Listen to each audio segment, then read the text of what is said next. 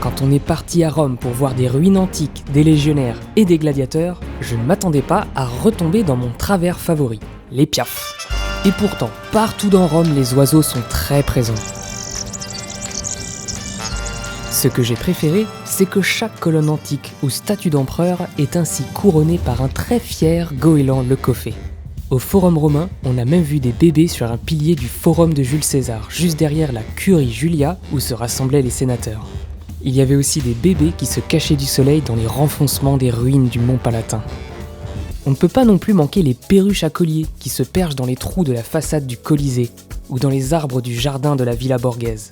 Ou comme ici, au bord du Vatican, où cette perruche a fait une démo de découpe de branches juste sous nos yeux.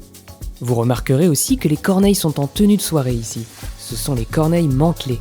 C'est presque la même espèce que nos corneilles noires, mais au sud et à l'est de la France, c'est cette espèce grise qui est la plus répandue. Et maintenant, votez pour vos goélands préférés. Celui qui niche dans un vase antique, celui qui se lave au milieu du forum, ou celui qui se pose sur la tête des statues.